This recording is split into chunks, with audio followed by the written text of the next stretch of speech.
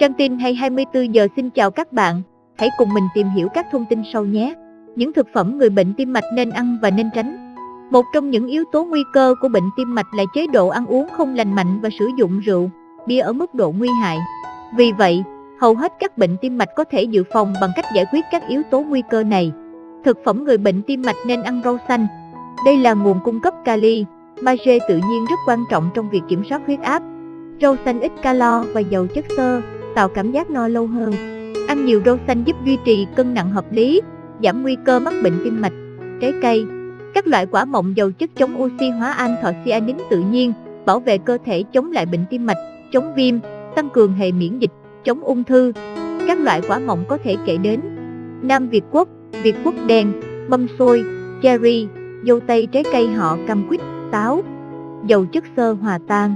Chất xơ hòa tan giúp giảm lượng cholesterol LDL, đồng thời giúp giảm viêm và giảm huyết áp. Khi chất xơ hòa tan đi vào ruột non, nó sẽ hoạt động bằng cách gắn với các phân tử cholesterol và không cho những phân tử này được hấp thu vào cơ thể. Bơ là nguồn cung cấp chất béo không bão hòa đơn rất tốt cho tim mạch, giúp giảm cholesterol, giảm nguy cơ mắc bệnh tim và hội chứng chuyển hóa. Các loại hạt: hạnh nhân, quả óc chó, hạt chia, hạt lanh rất giàu dinh dưỡng, chứa nhiều vitamin, khoáng chất, chất xơ, omega 3. Do đó, các loại hạt giúp giảm nguy cơ mắc bệnh tim mạch, bao gồm chống viêm, giảm cholesterol xấu LDL và mỡ máu, duy trì nồng độ cholesterol tốt HDL, kiểm soát huyết áp. Cá béo.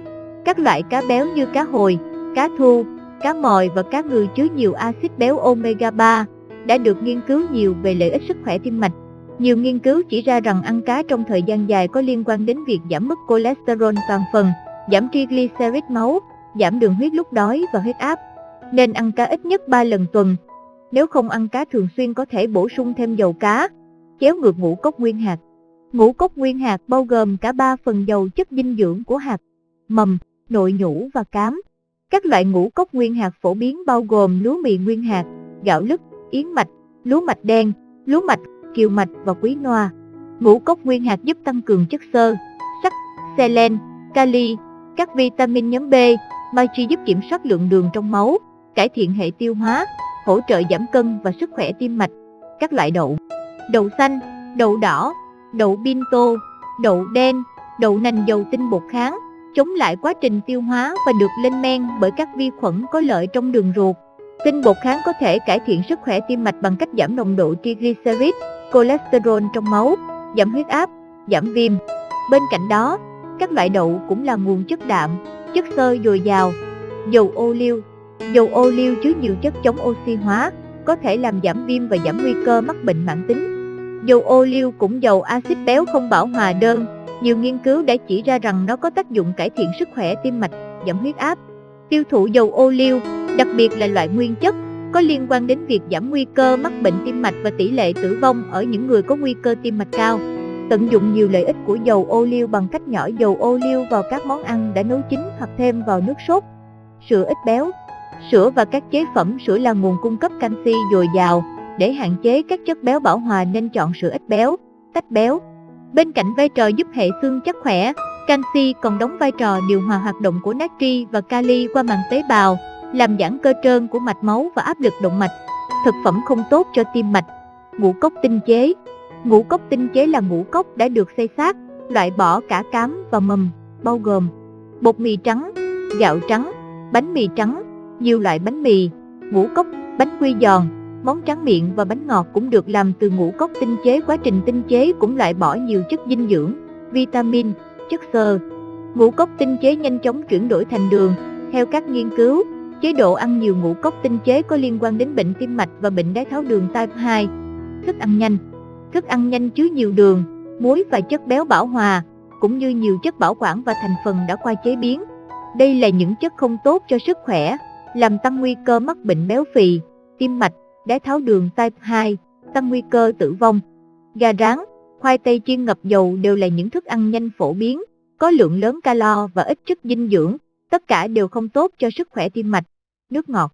Nước ngọt chứa một lượng lớn đường, những người uống nước ngọt có xu hướng tăng cân nhiều hơn, dễ bị béo phì, tăng nguy cơ mắc bệnh đái tháo đường type 2, tăng huyết áp, bệnh tim mạch. Thực phẩm chế biến sẵn. Xúc xích, lạp xưởng, thịt xông khói, giò, chả đều chứa nhiều chất béo bão hòa và muối. Mặc dù tiện lợi và ngon miệng, đây đều là những loại thực phẩm không tốt cho sức khỏe, tăng nguy cơ mắc các bệnh tim mạch, rối loạn mỡ máu, tăng huyết áp, ung thư. Rượu, bia. 1 gam rượu ethanol cung cấp 7 kcal, nhưng không cung cấp bất kỳ chất dinh dưỡng nào. Quá trình chuyển hóa rượu để sinh năng lượng cần các enzyme xúc tác có nguồn gốc từ các vitamin nhóm B. Vì vậy, với một lượng rượu lớn, cơ chế chuyển hóa ethanol thành năng lượng sẽ bị hạn chế. Các chất chuyển hóa của rượu có khuynh hướng tổng hợp thành chất béo. Do đó, uống nhiều rượu, bia có thể dẫn đến tăng huyết áp, rối loạn lipid máu, tổn thương tế bào gan, tế bào thần kinh, bệnh tim mạch, đột quỵ. Nên sử dụng rượu, bia vừa phải, trong ngưỡng khuyến cáo. Nam không quá 2 đơn vị cồn trên ngày, nữ không quá 1 đơn vị cồn trên ngày. 1 đơn vị cồn bằng 1 chén rượu mạnh 30ml 40% bằng 330ml, bia hơi bằng 3/4 lon trên chai bia 5% bằng 1 ly rượu vang 100ml 13,5%. Thuốc lá. Khói thuốc lá chứa hơn 7.000 chất hóa học. Nhiều hóa chất trong đó là chất độc, có liên quan đến ung thư. Khi hút vào có thể cản trở các quá trình quan trọng trong cơ thể bao gồm việc cung cấp máu dầu oxy đến tim và các cơ quan trong cơ thể.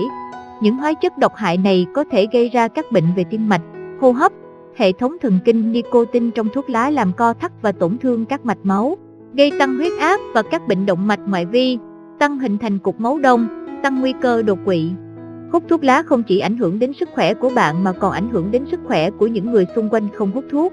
Tiếp xúc với khói thuốc thụ động có nguy cơ mắc bệnh tim mạch, hô hấp, đột quỵ đối với người không hút thuốc lá giống như người hút thuốc. Vì vậy, để tốt nhất cho sức khỏe, không nên hút thuốc lá. Một số thông tin gửi đến bà con và các bạn.